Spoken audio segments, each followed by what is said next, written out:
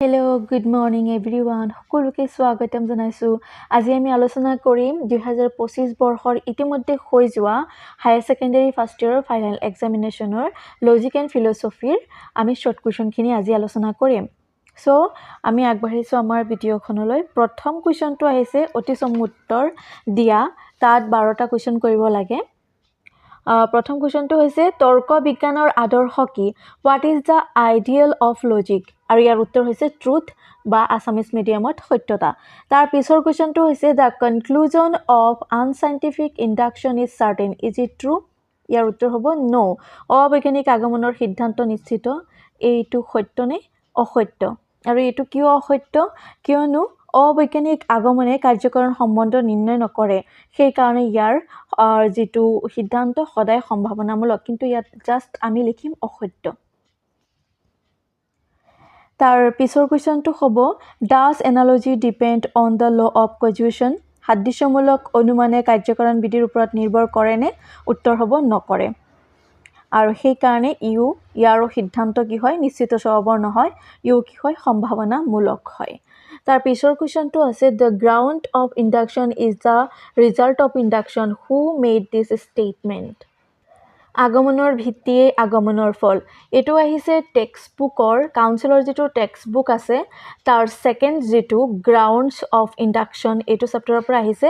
আৰু ইয়াত দুটা আনচাৰ লিখিছোঁ, ডেভিড হিউম আৰু জে.এছ. মিল। টেক্সট বুক ৱাইজ লিখিব গ'লে আমি উত্তৰটো লিখিম জে.এছ. মিল, কিন্তু ডেভিড হিউম বুলি লিখিলেও কাটি দিব নোৱাৰে। ঠিক আছে। তাৰ পিছৰ কুৱেশ্যনটো হ'ব are non voluntary actions regarded as objects of moral judgement?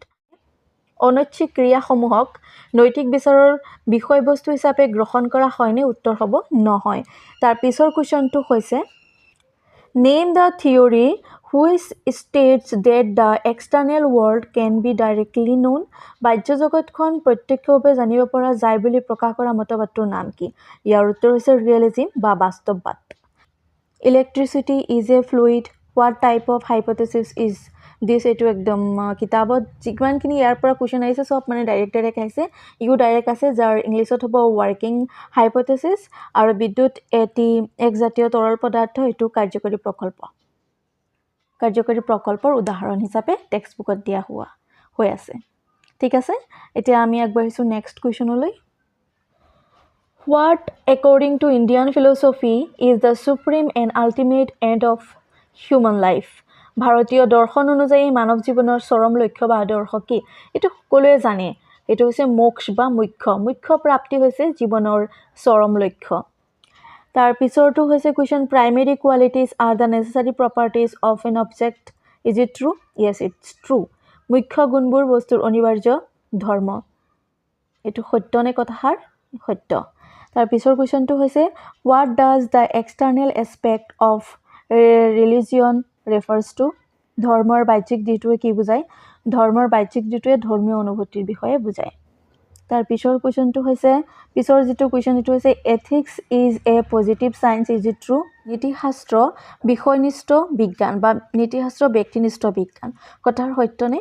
ইয়াৰ উত্তৰ হ'ব নহয়, কি হয়? আদৰ্শনিষ্ঠ বিজ্ঞান হয়। আৰু যদি ব্যক্তিনিষ্ঠ বিজ্ঞান বা বিষয়নিষ্ঠ বিজ্ঞানৰ উদাহৰণ হয় তেতিয়া আমি কি লিখিম? পদাৰ্থ বিজ্ঞান, ৰসায়ন বিজ্ঞান, মনোবিজ্ঞান। ঠিক আছে। কুৱেশ্যনটো হৈছে on which Canon of elimination is the method of agreement established? অপহৰণৰ কোনটো সূত্ৰৰ ওপৰত অন্বয়ী পদ্ধতি প্ৰতিষ্ঠিত? সেইটো আমি জানোৱেই, অন্বয়ী পদ্ধতি অপহৰণৰ প্ৰথম সূত্ৰ, ব্যতিৰেকী পদ্ধতিৰ দ্বিতীয় সূত্ৰ, তেনেকৈ চিৰিয়েলি গৈছে। তাৰ পিছৰ হ'ব what is the third stage of hypothesis? প্ৰকল্পৰ তৃতীয় স্তৰটো কি? ইয়াৰ উত্তৰ হ'ব সিদ্ধান্ত নিঃসৰণ, যিটো 3 নম্বৰৰ প্ৰকল্পৰ স্তৰৰ 3 নম্বৰত আছিলে, সেইটো হৈছে সিদ্ধান্ত নিঃসৰণ।